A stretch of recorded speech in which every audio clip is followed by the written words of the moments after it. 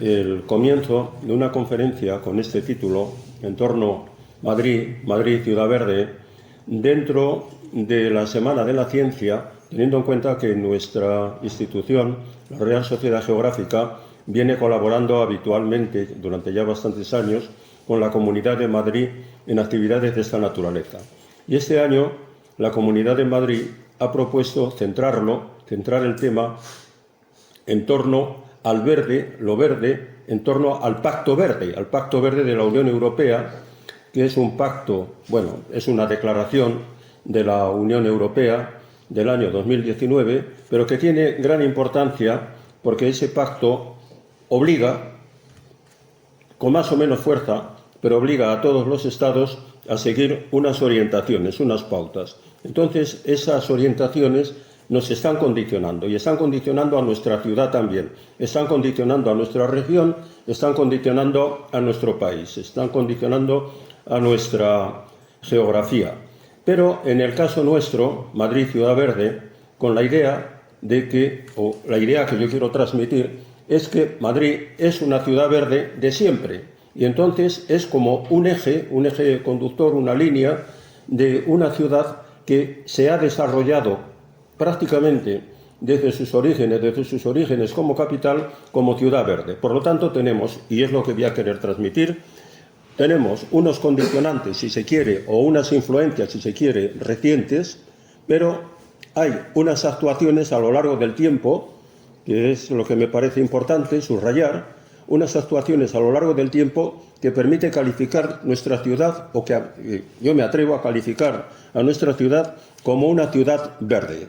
Y con el interés también de que en tiempos recientes, y cuando hablo de tiempos recientes no son tantos, pero es a lo largo de todo el siglo XX, esa orientación, esa política por el verde, por lo verde, o incluso antes del siglo XIX, va a ser seguida por todos los ayuntamientos de la ciudad, incluso al margen de ideologías. Y eso tiene evidentemente un valor, y sobre todo teniendo en cuenta las dificultades para entenderse a veces ideologías muy diferentes. En consecuencia, Madrid, Ciudad Verde. Y ese Madrid, Ciudad Verde lo empezamos a ver con esta imagen, que es un cuadro de Carlos Haes, y precisamente es el Palacio de Oriente, el Palacio Real de Madrid, como corresponde a un artista jugando con el espacio, reproduciéndolo, pero alterándolo como a él le parece bien, porque si conocemos perfectamente ese espacio, pues está invertido totalmente con relación a la realidad. Es decir, es una vista totalmente es real, pero es irreal, porque detrás del Palacio de Oriente, por mucho que nos empeñemos, jamás vamos a ver la sierra. La sierra la veremos enfrente, pero no la veremos detrás del palacio. Pero bueno, es un juego del pintor. Pero en cualquier caso, es la idea de un pintor, en este caso en el siglo XIX, que nos presenta un Madrid exuberante, casi de verdad. Pero avancemos, vamos un poco deprisa y vamos a intentar jugar con unas cuantas ideas básicas. Estrategias, infraestructuras verdes y pacto europeo. Esto precisamente es lo que nos está marcando y lo que nos está condicionando ahora mismo Europa, porque Europa nos condiciona mucho, al menos cuando quiere. Y en ese caso, desde luego, sí que sus orientaciones y sus mandatos sí son importantes porque se materializan en una serie de directivas y esas directivas son luego recogidas por la propia legislación española.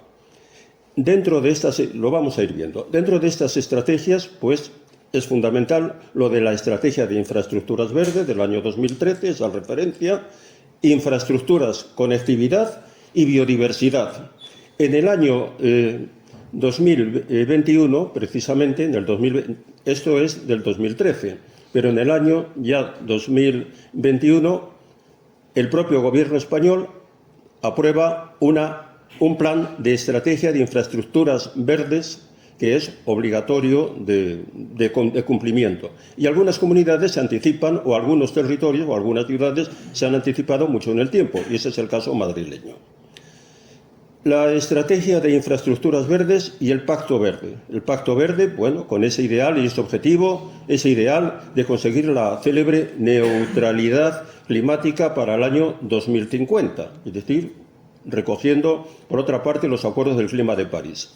En este caso, en definitiva, se trata de adecuar el verde a unos intereses, moderar la emisión de efectos gases invernaderos, facilitar ese paso que se denomina hacia la transición ecológica y crear unas infraestructuras que aseguren la difusión, la expansión del verdor dentro de la ciudad y fuera de las ciudades. Bueno, pues estamos en ese contexto.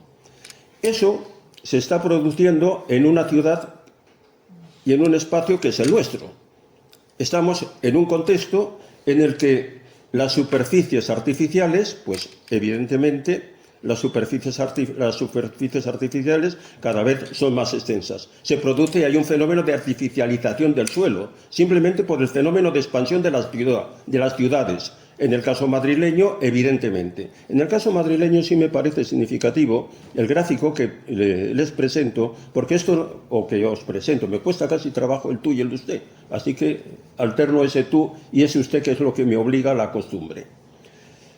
El gráfico me parece interesante en el sentido de mostrar, porque esto tiene un impacto sobre esos usos verdes del suelo, mostrar cómo en los años 60 y en los años 70, y nos quedamos con esta idea simplemente, en los años 60 y 70 la población de Madrid, de la comunidad madrileña, de la región urbana de Madrid, de la aglomeración urbana de Madrid, de la aglomeración de la área metropolitana, como lo queramos denominar, pero en cualquier caso, más allá de nuestra comunidad, eso ya es prácticamente hoy es ciudad.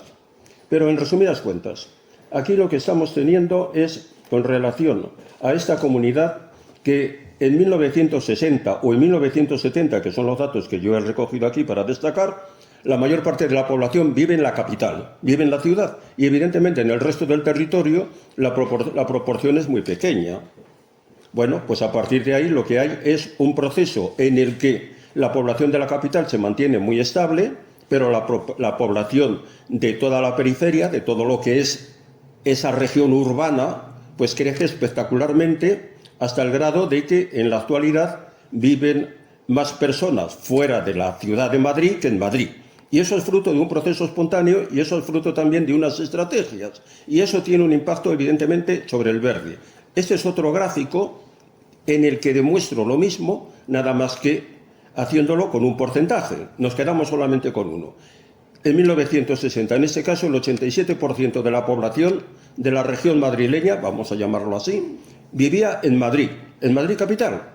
Pues en la actualidad ese porcentaje ha descendido hasta el 49% y el 36% es en el resto del territorio. Es decir, que se ha producido una redistribución de la población dentro de la región madrileña, donde tenemos una ciudad que es muy grande, una gran ciudad, que es la ciudad de Madrid, pero luego tenemos todo un territorio que ahora se ha convertido en parte de esa aglomeración madrileña.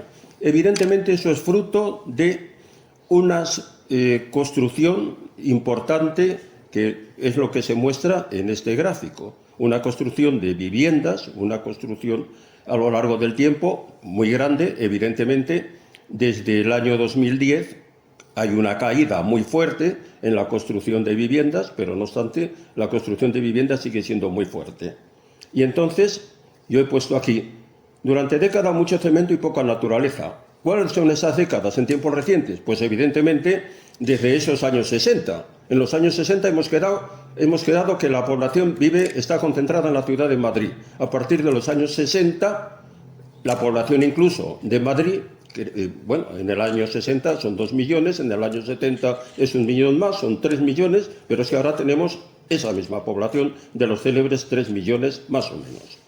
Y luego tenemos, en cambio, el resto del territorio de la región que ha crecido de manera espectacular. Por eso, durante décadas, mucho cemento, poca naturaleza. En Madrid, en España, en nuestro país, pero en el mundo prácticamente exactamente igual, lo mismo. Esto se traduce en el territorio en una mancha urbana. En una mancha urbana, ahí en el círculo, está lo que es, vamos a decir, el Madrid interior dentro de las rondas, el Madrid de la cerca de Felipe IV, y a continuación ese es el Madrid de las rondas, es decir, es el Madrid que incluye el ensanche. Y luego todo el resto del territorio es lo que ha ido surgiendo, es la ciudad que ha ido surgiendo. Hemos pasado, no solo de manera espontánea, en este caso ya no, sino de manera sistemática y de manera organizada, de un modelo centralizado a un modelo polarizado en Madrid, a un modelo reticular, es decir, donde los pueblos del entorno han ido creciendo, Pozuelo de Alarcón, en fin, todos los pueblos de alrededor se han desarrollado y se han integrado en una red de tendencia reticular con toda una serie de grandes vías de circunvalación, con lo que han producido esa transformación global del territorio. Y a la vez un retroceso en la superficie labrada. Bueno, eso es lo lógico y eso es lo habitual, puesto que lo que se impone es el cemento, lo que se impone es el ladrillo, lo que se impone es la artificialización del suelo. Con lo que, sobre todo, los que sean madrileños, pues incluso recordarán que las huertas llegaban hasta la Puerta de Toledo, hasta el puente de Toledo, en el Manzanares, al pie del puente de Toledo, había huertas todavía a finales de los años 50. En 1960 ahí todavía había huertas. Hoy, ¿dónde están las huertas? Pues evidentemente no es que no estén ahí, es que tampoco han desaparecido del Guadarrama, que era otro de los lugares habituales de las huertas que abastecían a Madrid, y si nos vamos a Henares, pues no digamos, si nos vamos a Alcalá de Henares, pues es una muestra perfecta, y a todo ese valle es una muestra perfecta de la desaparición de la agricultura, de la desaparición del verde. Con lo que, bueno, pues lo normal, en ese sentido. Infraestructuras urbanas, conectividad, biodiversidad. Eso es lo que nos marca Europa. Bueno, eso es lo que nos marca Europa desde el año 2013. En el caso de la gestión madrileña, pues desde el 2015 ya hay un plan concreto de infraestructuras verdes, que es toda esta maraña que tienen, este esquema complejo, pero en verde. Yo he señalado en verde lo que tiene que ver con el verde. En consecuencia, eso es lo que interesa. Hay un plan de infraestructuras verdes con toda una serie de estrategias que se han ido desarrollando a partir de 2015. Y estamos hablando del verde en tiempos muy recientes, porque lo que pretendo es partir del momento presente para poder desarrollar y luego decir, sí, está muy bien, estamos respondiendo a estas estrategias, estamos respondiendo a este concepto que nos está llegando de la Unión Europea, pero a su vez lo estamos haciendo sobre una tradición madrileña donde el verde madrileño ha sido siempre a lo largo del tiempo muy importante. El resultado de ese hecho, o la muestra patente, los hechos son que Madrid es una de las ciudades más verdes. Bueno, dentro de la geografía española, la que tiene más superficie de parques es la ciudad de Madrid, con diferencias sobre Barcelona, sobre Sevilla, sobre la misma Vitoria. Y digo sobre la misma Vitoria porque Vitoria es la ciudad que tiene mayor proporción de verde por metro cuadrado con relación a los habitantes, cosa que es bien importante. Y digo Vitoria porque es un caso excepcional. Y es Vitoria, saben que en el año 2012 fue declarada Green Capital, que es pues todo un honor para esas políticas, esas estrategias en favor del verde, y se ha desarrollado una estrategia en favor del verde que sería realmente interesante poder comentarla. Pero bueno, en resumidas cuentas, Madrid juega en esa primera división, vamos a decir siempre, del verde. Primero, en términos absolutos, incuestionablemente y con una diferencia apabullante, de 50,23 kilómetros cuadrados de espacios verdes sobre Barcelona, que es la siguiente, la otra gran metrópoli española, con ese 8,96, pues evidentemente la diferencia es muy grande. Y ya en términos relativos, pues no obstante, Madrid sigue destacando en un tercer lugar de manera significativa. Los grandes parques, pues efectivamente, si ahora jugamos con grandes parques del mundo, pues dentro de esos grandes parques del mundo, yo aquí he colocado 13, pues resulta que tenemos 4 grandes, de los primeros grandes parques del mundo. El más grande es el Metropolitano de Santiago de Chile, pero a continuación está nuestra Casa de Campo. Luego vendría el Parque Lineal del Manzanares, en el caso nuestro, en el caso madrileño, el Parque Forestal de Valdebebas y, por supuesto, el Retiro. Es decir, en esa división siempre de grandes parques, de ciudades con grandes parques del mundo, nosotros estamos siempre en un primerísimo lugar. En un primerísimo lugar y, por supuesto, por delante también de París. Bueno, eso se mide o eso tiene interés a la hora práctica, en qué relación hay del verde con relación a los habitantes, con relación a la población. Evidentemente, nuestros índices, ya dentro de lo que es la ciudad, evidentemente son unos índices muy elevados. En el caso, por supuesto, del distrito de Fuencarral el Pardo, pues es apabullante, porque ahí está el Monte del Pardo, luego 133 es una cifra realmente apabullante, y en el caso de Moncloa pues también es realmente importante, y luego hay otros menos. Pero en definitiva nos estamos encontrando con una proporción de verde importante por toda la ciudad.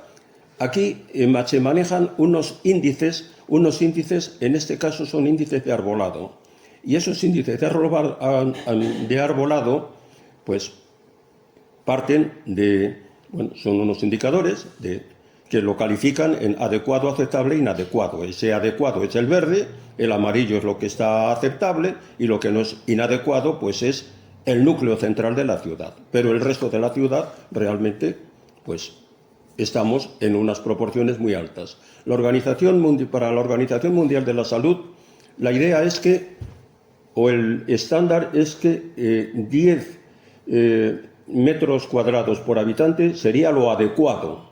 Bueno, pues nosotros veíamos en el caso anterior que muchos de nuestros distritos están muy por encima, pero muy por encima de ese 10. Si yo ahora hubiera hecho una comparación con otras ciudades, y por poner una ciudad que tiene también bastante verde, pero mucho menos que Madrid, que es París, en París le saldrían tres distritos del conjunto de distritos de París que están por encima del 10. De esa recomendación de la Organización Mundial de la Salud. Bueno, pues es una prueba de la importancia que tiene el verde. Si jugamos con la distancia de parques, de espacios verdes a menos de 200 metros, pues también resulta que incluso allá donde el verde comparativamente con el conjunto de la ciudad tiene menos peso, sigue siendo importante aún dentro de este espacio central que es la célebre cerca de Felipe IV. Es el espacio histórico, es el Madrid célebre de los Austrias, es el Madrid de los Borbones.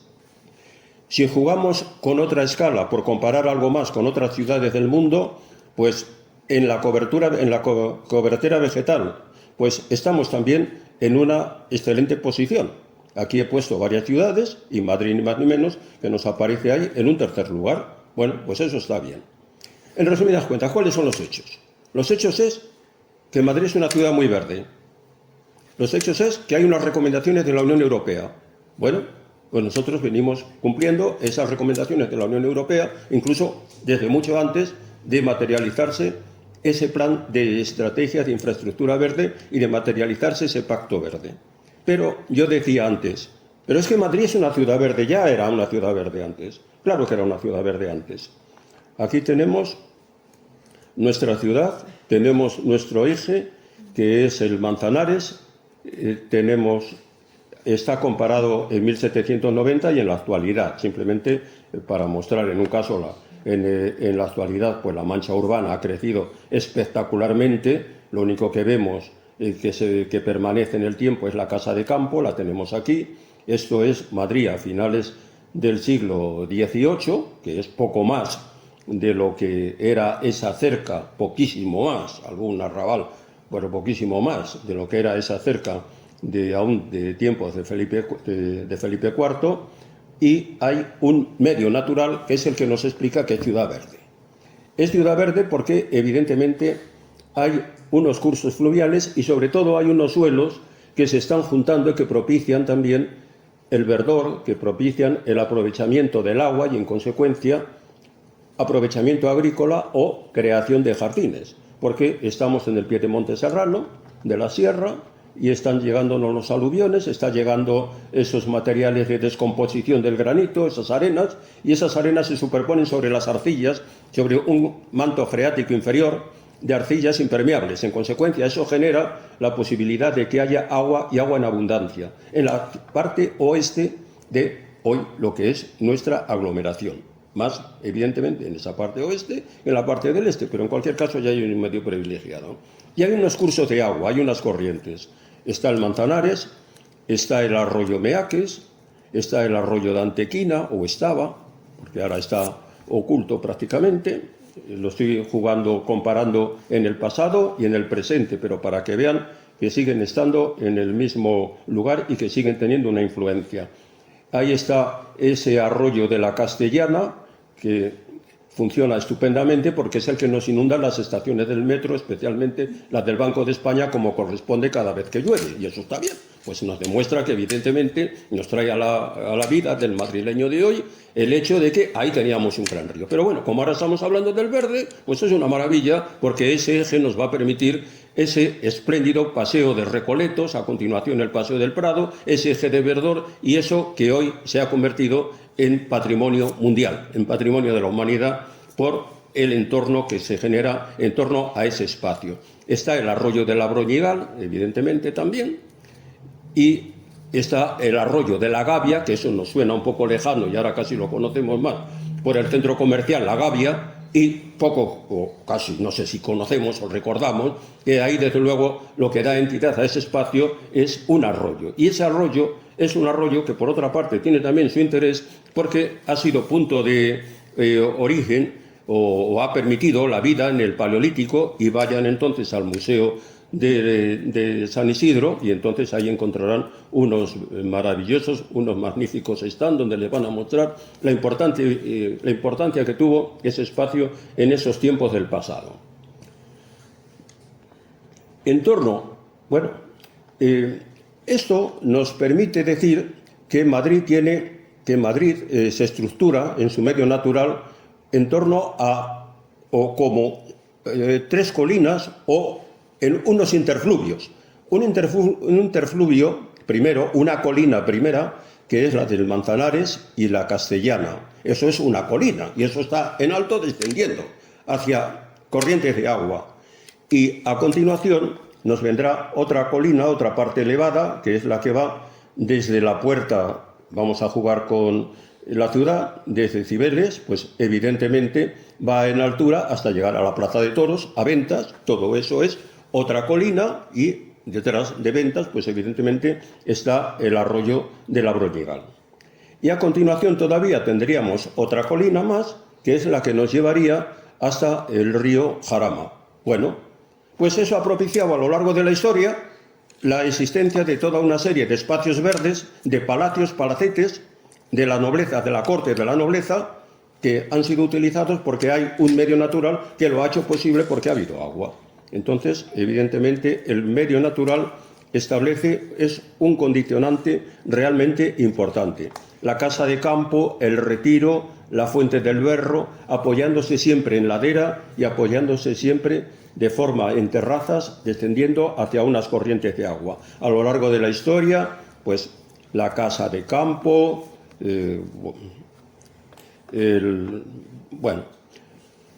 a lo largo de la historia, esos mismos ejes nos explican la existencia de unos palacios importantes. El Manzanares. Bueno, pues el Manzanares es un espacio verde. Es un espacio verde por la casa de campo. Y ahí, si tuviéramos tiempo, pues esos palacios son esos magníficos. Ese palacio de la casa de campo era magnífico. Hoy no es magnífico, porque lo que queda realmente pues es más bien poca cosa, pero era una construcción renacentista realmente importante, entre otros casos, con esta preciosísima fuente viajera, y digo viajera porque la tenemos aquí. Esta ordenación es de la época de Felipe II, eso ya se lo saben. La casa de campo pues es un particular de los Vargas, y saben perfectamente que la utilizó, que vivió muchas veces cuando venía a Madrid Carlos V, que hasta la anécdota es que hasta el propio Francisco I, preso en Madrid tras la célebre batalla, pues está ahí, o permaneció ahí, y luego lo compró Felipe II. Y Felipe II lo ordenó y lo organizó conforme a este esquema que tenemos aquí representado, con una serie de estanques, de los que evidentemente queda uno.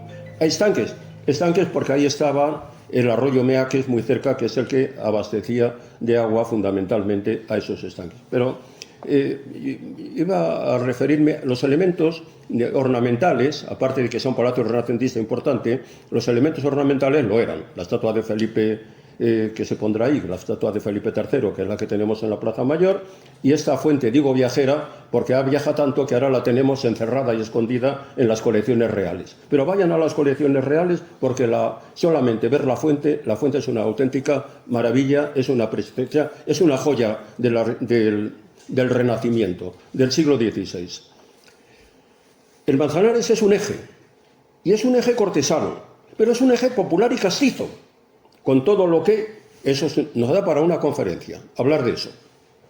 Pero es que si nos vamos al otro eje, a ese que nos inunda la estación de metro de Banco, pues nos ocurre lo mismo, porque ahí tenemos el Palacio del Buen Retiro. Y el Palacio del Buen Retiro, Felipe IV, Alonso de Carbonell, Juan Gómez de Mora, en fin, como arquitectos, la ordenación de todo ese espacio, anticipándose a lo que luego, en pocos años después, sería el célebre Versalles. Bueno, y una estructura que también merecería la pena comentar, que yo no hago. Pero una estructura cortesana, sí.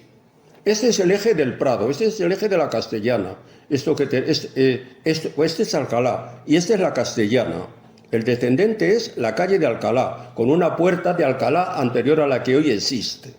Y este es el eje de la Castellana, es el eje del Prado.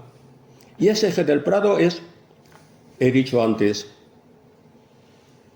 el Manzanares es un eje cortesano y es un eje castizo. Pues vuelvo a decir lo mismo.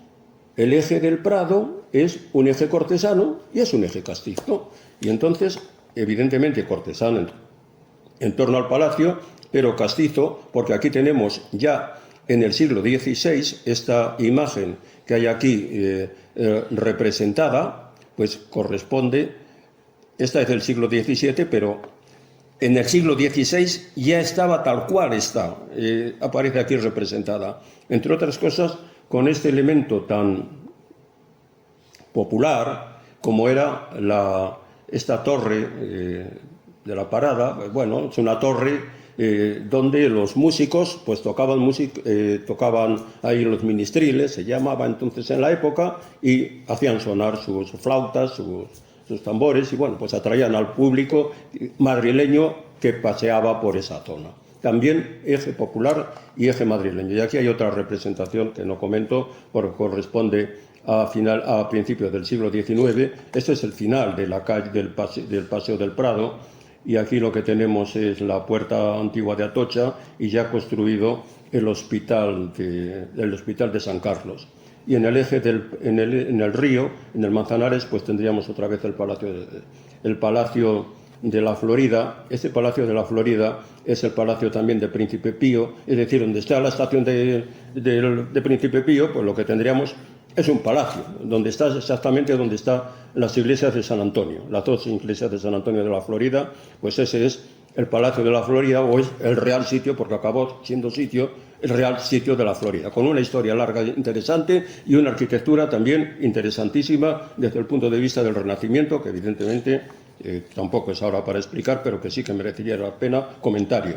Pero es que cuando entramos en el siglo XIX, cuando Madrid necesita crecer, Madrid hasta el siglo XIX ha sido una ciudad cortesana, sí. Ha sido una ciudad popularísima, claro, porque la corte atrajo población absolutamente de todas partes. Y compartían los espacios. Miren, es una broma, es un juguete, si quieren, dialéctico. Los ingleses y los franceses cortan la cabeza a los reyes, porque están completamente lejos de los reyes. Los españoles echamos a los reyes, y lo hemos hecho en varias ocasiones, pero no se les ha cortado nunca la cabeza, porque entre el pueblo y la corte hay elementos, vamos a decir, de comunión, de encuentro. La Plaza Mayor es uno, pero es que estos espacios de recreo también lo eran. Es que el Manzanares y la Castellana, el Paseo del Prado, también lo eran. Bueno, hasta el siglo XIX hay ese verde. Pero es que cuando entramos a la mitad del siglo XIX, Madrid tiene que crecer, las ciudades tienen que crecer. Se transforma la economía, se ha transformado la política, se ha transformado todo. Madrid tiene que desarrollarse. Y entonces vienen los planes de ensanche. Y evidentemente nuestro primer y fundamental y gran plan de ensanche pues será el plan Carlos María de Castro, el plan Castro de 1859. Y entonces yo simplemente lo que quiero aquí indicar es que ya dentro de esa planificación urbana, dentro de ese concepto ya de ordenamiento del territorio, cuando hay una visión global de la ciudad que se quiere crear, esa ciudad se quiere crear con unas infraestructuras colectivas y con unos espacios verdes colectivos o unas zonas que puedan ser utilizadas para determinadas actividades, bien sea como el campo de Marte y ejercicios que pongo yo aquí, o el hipódromo, que está donde hoy se encuentra el barrio de la Estrella aproximadamente. El campo de Marte pues es la zona próxima a la estación hoy de Atocha, la avenida de Barcelona, el Real Sitio de la Florida, que está aquí arriba, la montaña del Príncipe Pío, que formaban parte del mismo espacio. Esta zona norte también nuevos hospitales, pero era básicamente una zona verde. Bueno, se diseña con un conjunto de zonas verdes. Un conjunto de zonas verdes donde siguen estando como elementos de referencia el río, el Manzanares y el Abroñigal. Pero si seguimos avanzando en el tiempo a lo largo de la planificación, nos vamos a encontrar con que ese modelo se sigue repitiendo. El Abroñigal, en el caso de Castro, pero si ya nos vamos al plano de Zuazo-Jansen de 1929 o al Plan General de Extensión de Madrid de 1931, esas constantes siguen estando.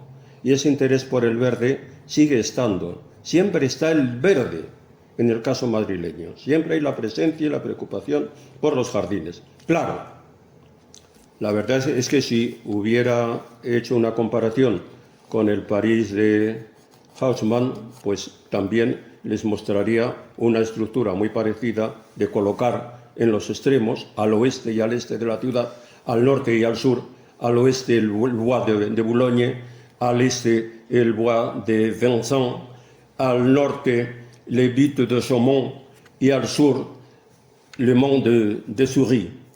Bueno, quiero decir, en resumidas cuentas, que una estructura que la planificación del momento va a utilizar. Si nos vamos a salto 1963, no llevo un orden riguroso de los diferentes planes porque evidentemente eso exige tiempo. Y entonces lo que quiero es ir a las ideas básicas. Y las ideas básicas es transmitir que todos los planes generales de Madrid ha habido esa preocupación por el verde. Que el Plan General de Madrid de 1941, aprobado definitivamente en 1944, en 1946, ese tiene también como objetivo un cinturón verde, parte de lo de todos, un cinturón verde siempre. Y el plan de Coplaco, célebre, de 1963, pues tendrá con la misma idea. Lo que ocurre es que esos son los años del crecimiento espectacular de la ciudad, de Madrid, cuando la ciudad pasa de 1,5 millones pues, a los 2 millones en 1960 y en 1970, pues ni más ni menos que en una década ha recibido 1 millón más de habitantes. Con lo que, ¿qué queda de aquel anillo verde? Pues lo que quedaba de aquel anillo verde, entre otras cosas, era la M30 que nosotros hemos conocido hasta hace bien poco. La M30, pero no la M30 que tenga dos en lugar de verdor y en lugar de parque, lo que tenía son 2 grandes vías de circulación en sentido opuesto, contrario, por la derecha y por la izquierda. No solo se trata de que haya esas zonas verdes, sino que es que la edificación llega prácticamente y en muchas zonas hasta casi la orilla del río. Es decir, que el verde quedó reducido a nada, prácticamente. Y si vamos a otras zonas de la ciudad o a otras previsiones de la ciudad, pues sobre todo con los años 60 todo aquello desaparece. Por eso tiene que llegar 1985 y por eso llega ese plan de reconstruir Madrid, rehabilitar Madrid, rehacer Madrid, terminar Madrid, que es el gran lema, el gran del momento. Y 1985 hay que terminar la ciudad, no hace falta que crezca ya tanto. Lo que hay que hacer es rematar, en cualquier caso, en situaciones de borde de ciudad, pero es más importante la rehabilitación, el intervenir en el interior de la ciudad. Y la gran oferta o la gran promesa verde es el célebre pasillo verde. Bueno, aquí tenemos la constante, el eje norte-sur Manzanares, el arroyo de la Broñigal lo es, el de la Castellana no lo he señalado, pero lo sería. Pero la gran innovación es el pasillo verde. ¡Qué bien! Tenemos el sur de Madrid, ahí en el sur de Madrid, todo lo que era y todo lo que conocen y han conocido perfectamente, con la estación de Imperial, con la estación de Peñuelas, las estaciones de carbón, las estaciones de mercancías, conectando la estación de Delicias Atocha y ese cinturón ferroviario, pues el pasillo verde, una maravilla. La maravilla ya la conocen. ¿El verde dónde está? No se sabe. Bueno, sí se sabe. El verde está en el planetario, en la operación, que yo he puesto aquí una imagen de la operación del planetario, antes, cuando se empezó a trabajar en la zona, y lo que se hace, pues simplemente es ese gran parque, el gran parque del planetario, el gran parque Tierno Galván. Pero en el otro extremo, en el caso del Príncipe Pío, esa hubiera sido la gran ocasión para construir, para colocar, para hacer al menos un gran frente verde que hubiera prolongado lo que ya hizo Alberto Aguilera a principios del siglo XX con el Parque del Oeste, haber prolongado ese Parque del Oeste hasta el Parque del Moro, es decir, hasta toda esa fachada verde, que fue verde, podía haber sido ahora verde, no. En lugar de eso, lo que tenemos es casas, construcciones que densifican la zona, es decir, en definitiva, al final, pues es una operación especulativa pura y dura, como tantas. Bueno, que de eso se puede hablar largo y tendido, y los geógrafos podemos hablar muchas cosas y decir mucho en torno a eso, no solo de nuestra ciudad, no solo de Madrid, sino de esos ejemplos que se nos ponen tan emblemáticos y tan simbólicos, como es la Ría y el proyecto Ría 2000, de Bilbao, del que habría mucho que hablar, mucho que decir y mucho que explicar para ver la gran operación especulativa que fue, como siempre y como tantas, con el gran beneficiario y el primer beneficiario, que son las infraestructuras ferroviarias, en consecuencia, en este caso Renfe y, por supuesto, que indirectamente, pues también el Estado. Del anillo verde a los corredores verdes. Bueno, estamos pasando, dando otro salto, nos estamos yendo a los años 70, finales de los 70, 76, 80, como el Plan General del 60 fue un perfecto desastre en el sentido de que el crecimiento desbordó por todas partes lo que eran previsiones urbanísticas, pues lo que proliferó, como también conocen de sobra, pues es el chabolismo puro y duro. Los pozos del tío Raimundo, los pozos de la zona del tío Pío, en fin, todo lo que tenemos al sur de Madrid. Y eso exigió un plan de remodelación de barrios. También bien interesante sería explicarlo, evidentemente no lo hago, pero sí muestro lo que era Palomeras, pues un barrio de chabolas, y muestro a continuación lo que es la Palomeras, que resulta de esos grandes planes de remodelación, con un parque lineal de palomeras, el parque, la zona central, interior, se derribaron las chabolas, con las chabolas se hicieron toda una serie de colinas y esas son el parque del tío Pío. A continuación están, ya con relación al Plan General de 1997, los grandes ensanches, con grandes superficies y grandes zonas verdes. Bueno, zonas verdes, a veces zonas de inseguridad, a veces zonas que se critican mucho, porque a veces son zonas realmente inseguras, son zonas enormes de verde que se utiliza poco, pero algunas otras que se utilizan muchísimo. Por ejemplo, el Parque del Tío Pío, pues invito a ir ahí una tarde y a ver uno de los atardeceres más hermosos de Madrid, seguro que lo ven desde ahí. Y una de las vistas más espectaculares de Madrid, del conjunto de la ciudad, también la van a tener ahí. Y aquí tienen la prueba en esta fotografía, donde están todos los jovenzuelos y otros menos jovenzuelos observando ese atardecer o esperando que se produzca el atardecer. El verde invade también el interior de la ciudad. Y el verde invade el interior de la ciudad por acciones de arriba abajo y por acciones de abajo arriba. Cuando digo de arriba abajo, la planificación urbanística, digo el ayuntamiento básicamente. Entonces, aquí el plan es el de recuperar los viejos bulevares, recuperar verde en cualquier placita, en cualquier lugar, allá donde sea posible. Y eso viene también favorecido por un plan de calidad de paisaje urbano aprobado en el año 2009, que yo pongo ahí, pero que lo señalo sin más explicación, y ya todo esto en tiempos mucho más recientes, en lo que hoy estamos viviendo, porque están conociendo y están viendo cómo han desaparecido los puentes de las rondas, han desaparecido prácticamente todos, y han sido sustituidos por más o menos verde, pero por verde, menos. Y la filosofía, la idea es esa. Bueno, el verde rehace la ciudad a través de tramas azules y verdes. Vaya que lo hace, y sobre todo vaya que lo hace con Madrid-Río, porque esa es la operación más espectacular de todas. Y ese Madrid-Río nos permite tener, en su momento fue una de las operaciones urbanísticas, o la operación urbanística más ambiciosa europea, por la cantidad de suelo que movilizó y por la recuperación de un espacio y unión de zonas a veces muy deprimidas.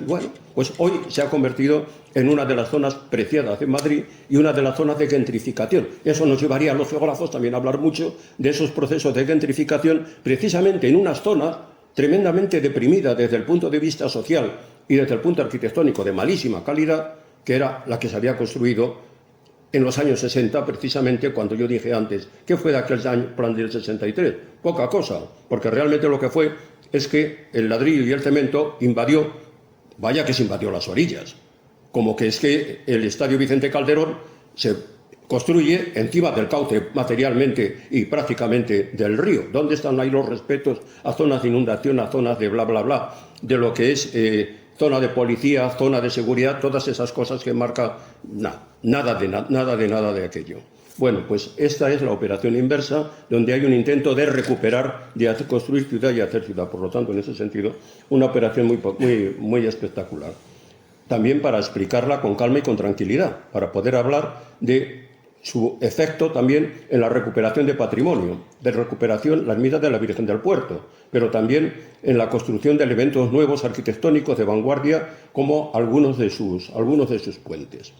Y, por supuesto, también todo esto, y dentro de este contexto, que empieza a principios de los 2000, pero que nos va a llevar, empieza a principios de los 2000 y que también se relaciona, que esta relación es fundamental, se relaciona con la recuperación de las aguas del río y con el sistema de depuración municipal. De tal forma que aquí vamos a recoger, y en este caso sí, las palabras de Tierno Galván, cuando en 1984 decía, aquí en el Manzanares vamos a tener otra vez patos, aquí en el Manzanares vamos a ver el fondo del río, aquí vamos a ver los peces.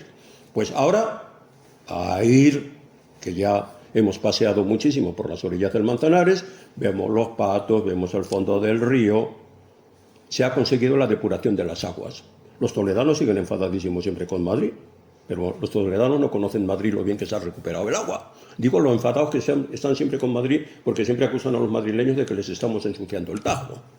Les ensuciaremos desde muchos lugares, o se lo ensuciarán ellos o se lo ensuciarán otros, pero lo que es el Manzanares al paso por Madrid, bien limpio que está, gracias a este sistema de depuración municipal y gracias a ese sistema de saneamiento que también sería merecedor de comentario.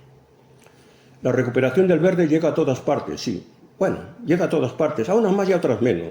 Ya que he puesto una, porque también daría pie a comentario, porque he puesto un caso muy concreto, que es el de las Vistillas. ¿Por qué es sorprendente en el caso de las Vistillas?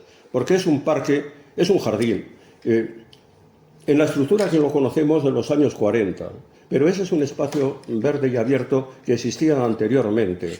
Aquí está el plano de Tesaida y aquí está abierto el espacio, totalmente sin construir, totalmente libre, sobre la vaguada de la calle Segovia y, por supuesto, la terraza del Manzanares. Ahí estuvo el célebre Palacio del Duque de Osuna, uno de los palacios del Duque de Osuna, pero un palacio también realmente interesante. El seminario conciliar se construye sobre lo que fue ese palacio, y hay un parque pequeño pero delicioso y encantador. Desde luego para los madrileños que hemos vivido en la zona y lo hemos conocido, claro que lo era. Y vivo y vivido. Hoy ese es un plano, es un parque abandonado, es un parque maltratado, es un parque dejado materialmente por el ayuntamiento, casi despreciado, me atrevería yo a decir, donde lo que tienen son grafitis por todas partes, jeringuillas a menudo, y cuando no, tiendas de ocupas que se alojan o que se ocupan, que invaden esa zona. Pero bueno, esas son las Vistillas. Y estas son las vistas desde las Vistillas, porque si las Vistillas tiene algo que es espectacular, si es que tenía algo que era espectacular, era la vista de la sierra, la vista del fondo de Madrid. Era una de las mejores vistas de Madrid. Pero esa vista de Madrid hoy está interrumpida por esta joya que es el edificio de las colecciones reales, que además, como es una buena obra arquitectónica, pues está premiada por el Colegio de Arquitectos madrileños no por cualquier cosa, por su excelente implantación en el lugar a nivel urbano, manejando una escala acertada y adecuada, y por la integración del edificio en lo existente. Pasen, vayan, por favor, a ver la mole, desde mi punto de vista, del edificio de las colecciones reales y el encaje por el que merece este premio, sin respeto, evidentemente, a lo que ya decía la ley del suelo perfectamente de 1976 y las siguientes leyes. Y si, bueno, ahora ya esto es mucho después de aquella, pero si nos vamos a la ley más reciente de Patrimonio Cultural de la Comunidad de Madrid, pues diría que igual, que aquello nunca se debería haber construido de esa manera tan agresiva. Pero bueno, eso está ahí, vale. Proyectos emblemáticos como el de la Plaza de España, no lo explico porque nos entretenemos. Merecería la pena la explicación y es interesante. Sobre todo los dos proyectos finales, los dos proyectos que hubo, el denominado Cornisa, y el ganador, que es el Welcome Mother Nature, este es el proyecto ganador, y el proyecto ganador, la esencia es, que lo han visto también, lo conocen perfectamente, es continuar el verde de la Plaza de Oriente, o sea, la calle Bailén, como un pasillo, como un corredor que acabará enlazando con el Parque del Oeste, bueno, con el Templo de Devoz, vale, todo eso está muy bien, y teóricamente también con Madrid-Río. Incluso los arquitectos pues han trabajado anteriormente en Madrid-Río, con lo que esa es la filosofía del parque. Pero bueno, vayan a verlo y entonces hagan sus propios juicios y, entre otros, vean dónde queda uno de los edificios más bonitos de Madrid, que es el de la Real Compañía de Minas, porque hay que buscarlo por los rincones para poder identificar lo que era un hito arquitectónico, en consecuencia un hito urbanístico. Y la calle Bailén, pues bueno, hay que imaginársela tras esa joroba que sube y baja, donde aquello desaparece. Pero bueno, en cualquier caso, es verde y mucho verde, y ahí hay verde. Y estamos en la idea esencial que quiero transmitir: Madrid, ciudad verde.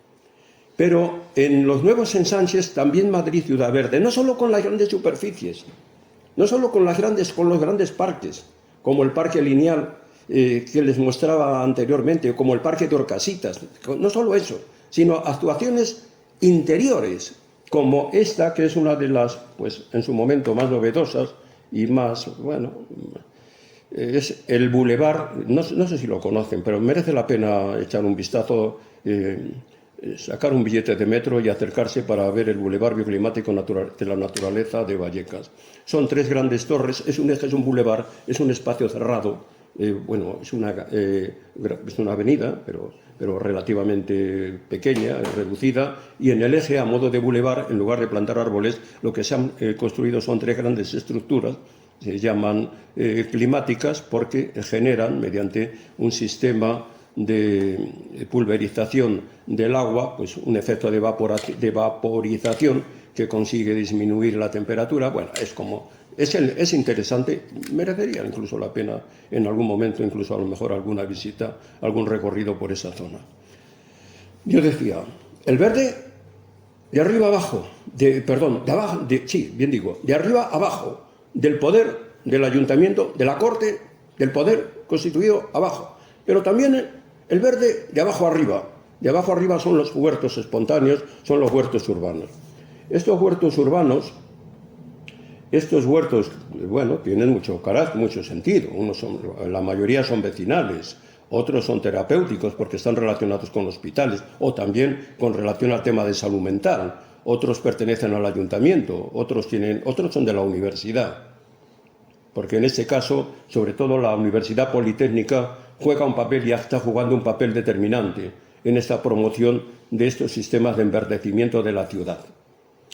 Y el ayuntamiento, esto es un resultado de un movimiento vecinal, de un movimiento espontáneo, pero que luego el ayuntamiento pues lo ha de alguna manera también tratado de organizar, de ordenar, y ahora el ayuntamiento pues participa muy directamente, lo facilita, lo ayuda, pero es un movimiento espontáneo.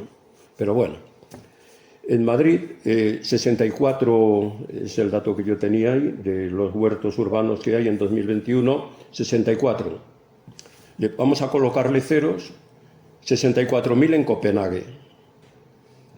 Es un fenómeno mundial y es un fenómeno sobre todo de determinadas áreas culturales. Los parques, los huertos urbanos. En el caso nuestro es casi anecdótico desde el punto de vista numérico, pero ahí está, ahí existe, y en el caso madrileño existe. Pero el verde también pongo yo aquí por las fachadas. No solo de abajo arriba, de arriba abajo, sino por las fachadas. Y la fachada más espectacular de todo, sin lugar a duda, es la de CaixaForum. La de CaixaForum sí, pero también hay una en el interior de un hotel que pueden entrar, es muy llamativa, en la plaza de Santo Domingo, es el jardín vertical, bueno, ellos presumen, dicen ellos, lo dicen, yo lo he recogido, el jardín vertical más grande del mundo, pero además con una enorme cascada. Bueno, todos son sistemas para refrescar, para reducir temperatura en verano, para responder a esos desafíos del cambio climático, para ir acordes a esos objetivos de reducción de las temperaturas a no permitir que la temperatura aumente más de 1,5 grados, que era el objetivo del Acuerdo del Clima de París del año 2015.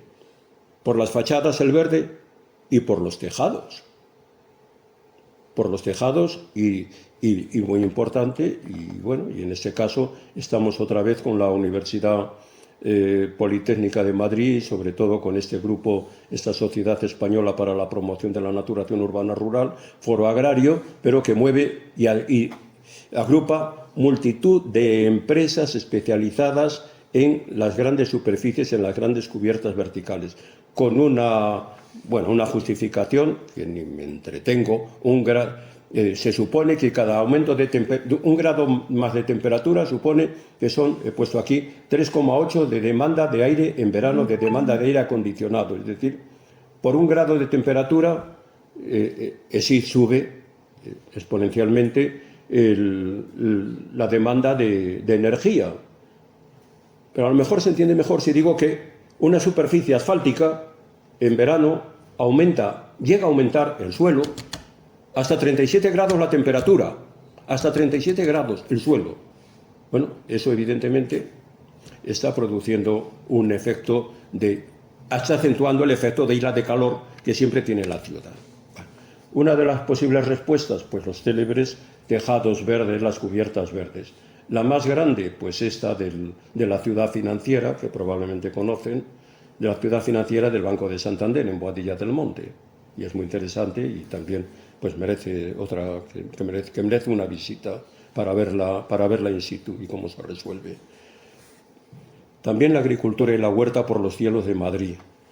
Restaurantes, en este caso es en el Hotel Wellington, si quieren ir a comer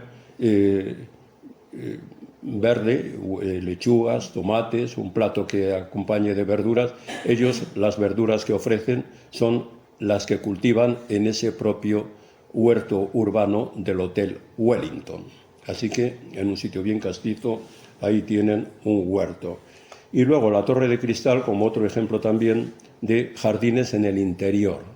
Son nuevas fórmulas, nuevas construcciones. Bueno, el proyecto del barrio productor, esto simplemente es la idea del ayuntamiento, esto se relaciona con este otro concepto, Madrid Isla de Color. Esto va relacionado con ese plan de estrategias verdes de 2015-2019 que yo ponía al principio, y es un plan que intenta potenciar los huertos urbanos, esos que surgieron espontáneos, pero ahora de arriba abajo, potenciarlos, y productivos, porque lo que se pretende es que contribuyan a la creación de beneficio para quienes se les concede el uso de esos huertos. Eso es lo que se hace, por ejemplo, en Vitoria, que funcionan maravillosamente bien y son tremendamente rentables, o simplemente o idealmente para autoconsumo, para autoabastecimiento, que eso es lo que ocurre en la mayor parte de las grandes ciudades europeas. Eso es lo que ocurre en Copenhague, por ejemplo, por la cita que he hecho yo a Copenhague. Bueno, vamos terminando, y este plan Isla de Color, espacios verdes, estrategias verdes, de la mano del ayuntamiento, que empieza en el 15, pero que hoy sigue, que no se corta con el cambio tampoco de ayuntamiento.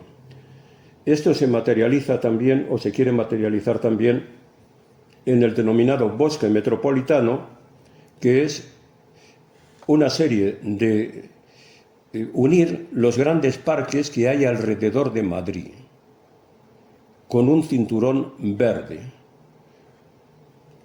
Esto se ha ofertado incluso, se ha sacado a concurso, de tal manera que cada uno de los 4 espacios que yo he señalado aquí y que recojo también en texto, van a recibir un nombre distinto, y lo va a hacer una empresa, o lo hacen unas empresas distintas. Entre montes naturales, uniendo parques urbanos, el anillo verde del sureste, los parques fluviales del sur. Bueno, resumiendo, en todos ellos lo que se quiere combinar es espacio verde que ya existe, los parques que ya existen, los queremos unir con un cinturón verde de más parque, pero también de recuperación de agricultura, de formas agrícolas distintas. Evidentemente no puede ser de otra manera, según sea el sur o sea el norte. Si es el norte, pues aquí, mediante una agricultura dedicada al cultivo del olivo, del almendro, y con un plan perfectamente concebido, y del célebre pistacho, que es lo que está de moda en todas partes. En el caso del sur, si nos fuéramos al Parque Fluvial del Sur, Manantial Sur, pues aquí es recuperar en el eje del Manzanares, que acaba enlazando, como de sobra saben, con el Jarama, pues las huertas tradicionales, las huertas históricas. Pero no solo es el bosque verde o el bosque metropolitano. Esto lo que quiere unir son los grandes parques de Madrid, de la periferia madrileña, de los ensanches de Madrid, de los nuevos. Quiere unir eso. Pero aparte de eso, el otro esquema es, en este caso promovido por la propia comunidad, es el llamado arco verde de la comunidad. Y en este caso es un cinturón muchísimo más amplio. De alguna manera se dice, pues es una especie de M30, se juega. Es la M30 del verde. Una M30 del verde que lo que pretende unir son los grandes ya espacios naturales, el parque regional, bueno, del curso alto del Manzanares, está también el Parque Nacional, un poquito más al norte o al lado, el Pardo, el Parque Regional del curso medio del Guadarrama, el Parque Regional del Sureste, y esto unirlo a lo largo de un eje, pero bueno, envolviéndolo en este gran cinturón. Madrid empieza con esta estrategia, y volvemos otra vez a esa estrategia recomendada por la Unión Europea, primero en el año 2013, en el año 2015 Madrid acomete esa estrategia por el verde, y en julio de 2021 el propio Estado hace suyo esa estrategia nacional de infraestructuras verdes, conectividad y restauración ecológica, calcando materialmente el plan de la Unión Europea, pero que en definitiva sigue siendo lo mismo. Y esto nos lleva, y ya estamos terminando, y esto nos lleva otra vez a nuestro territorio, nos trae a nuestra región, urbana madrileña. Aquí está la silueta de nuestra región urbana madrileña. Están nuestros parques, en nuestro parque nacional, el del Guadarrama, nuestros parques regionales, el Parque Regional de la Cuenca Alta del Manzanares, el Parque Regional del Curso Medio del Guadarrama, el Parque Regional del Sureste. Espacios superprotegidos. Y luego están esos niveles de protección que son de la Unión Europea directamente, y que es la Unión Europea la que es responsable, que son los que forman parte de la red Natura. Y esto nos lleva a que hay una buena parte de nuestra región, que insisto, región urbana funcional, si recogemos lo que dice el Instituto de Estadística, aglomeración, utilicen el término que quieran, pero región urbana. Bueno, sobre esa realidad, pues viene el bosque metropolitano, viene el Arco Verde. Esa superficie protegida que parece tan grande, pues en el caso madrileño les pongo, bueno, luego a la hora de la verdad es el 1,5% con relación al conjunto del territorio. Está menos que en el caso de La Rioja o menos que en el caso de las Islas Baleares, bueno, o de Canarias, bueno, pero en cualquier caso, pues hay ahí un espacio verde o hay unos espacios protegidos que son interesantes. Pero simplemente, con esto vamos a ir terminando, simplemente lo que planteo es, estamos en un proceso de enverdecimiento. Nuestra ciudad, vamos a concluir y resumimos que es una ciudad verde porque lo ha sido a lo largo del tiempo por la historia y por las acciones de planificación urbana y por las tendencias modernas a partir del 2000 y por esas estrategias de arriba abajo, de abajo arriba, esas estrategias cruzadas, o las propias empresas que favorecen los tejados verdes o favorecen las fachadas verdes. Pero damos el salto a fuera de lo que es materialmente, bueno, dentro del municipio y fuera del municipio, lo que es ese territorio. Entonces tenemos esas superficies verdes, ese Parque Regional del Sureste. Yo ahora les he puesto aquí como ejemplo Somontes, el eje, volvemos otra vez al eje del Manzanares, volvemos a Somontes, volvemos a... Es una zona de ocio, de deporte, de ocio de los madrileños histórico. Les podía haber puesto cuadros de cómo se bañaban los madrileños, que seguro que conocen porque han ido al Museo Municipal de Madrid, y seguro que lo conocen, cómo se bañaban en el siglo XVI y en el siglo XVII, en el Manzanares. Y cómo a la vez que ellos se bañaban pasaban las carrozas de la alta nobleza por allí, por el río Manzanares. Quiero decir que ese siempre ha sido un espacio, un lugar de ocio y de encuentro. Espacio verde. Y esto de Somontes, esto de la playa de Madrid, no es sino forma de continuidad de la tradición histórica marcada por la propia geografía de ese espacio. Pero miren aquí, estamos en Somontes y aquí aparecen unas sorprendentes construcciones en altura. Bueno, están paradas, afortunadamente. Después de levantarse, están paradas. Les quiero llevar simplemente a un juego.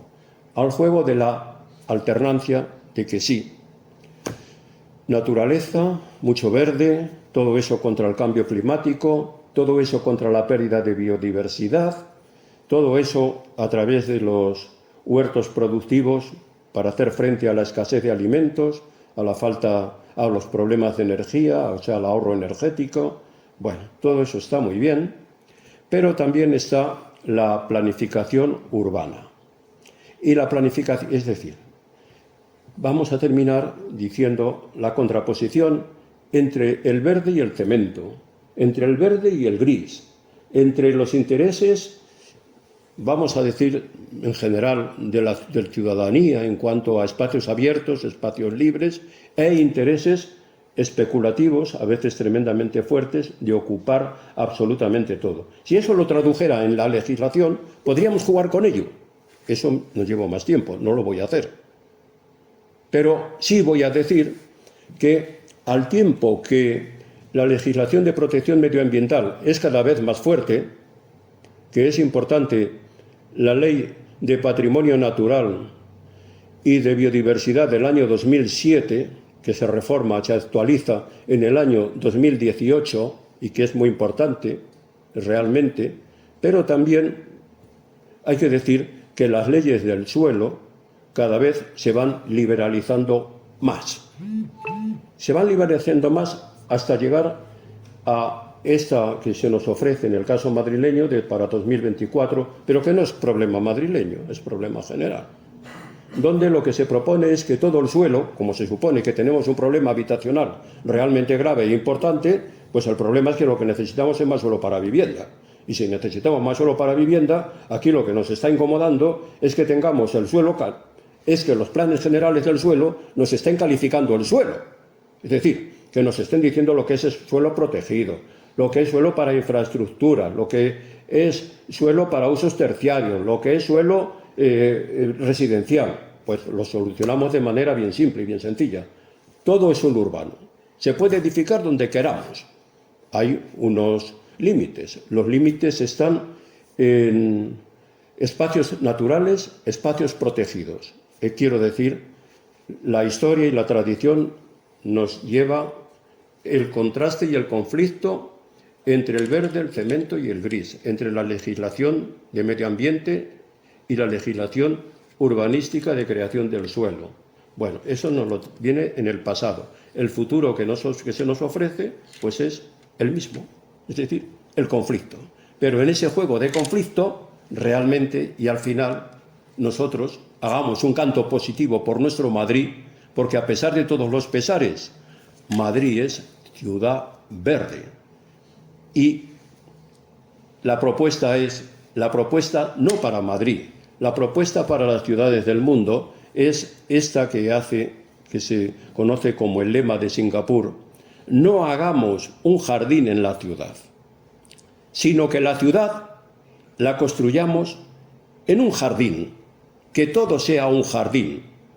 Yo he añadido por mi cuenta, hombre, pero también con respeto al paisaje y al patrimonio, porque todo esto del lema de Singapur, vean documentales, a lo mejor lo conocen directamente in situ, cualquier ciudad de estas grandes asiáticas, Shanghái, Singapur, Hong Kong, pues se nos quieren también ofrecer como modelo, vaya, tan como modelo que es el lema de Singapur. No un jardín en la ciudad, sino la ciudad en un jardín. Pero vayan, vean el cemento. Y desde luego, claro, lo que no hay es el patrimonio de la ciudad europea. Lo que no hay es esa imagen primera que yo les ponía de ese Palacio de Oriente, a pesar de las colecciones reales, todavía visto desde la distancia, la belleza de ese frente monumental de nuestra ciudad con ese San Francisco. Este frente lo seguimos viendo, a pesar de este edificio de las colecciones reales, que evidentemente cierra y oculta ese parque o ese jardín de las Vistillas que estaba detrás. Bueno, pues respetemos el patrimonio, respetemos el paisaje. Muchas gracias por la atención. Empezábamos con una imagen de Carlos de Haes y vamos a terminar con una de Francisco Valleu. Verde la primera, verde la última, que es el canal del Manzanares, de que se construye a finales del siglo XVIII. Así que nada, ya muchas gracias y perdón porque hemos estado un rato más, unos minutos más de la hora, que era lo que intentaba ajustar, y a eso he intentado ajustar el rápido y corrido discurso, tanto que no sé si al final lo que produzco es mareo, en lugar de intentar comunicar y transmitir algunas ideas que me parecen esenciales, y la esencial es Madrid, ciudad verde. Muchas gracias.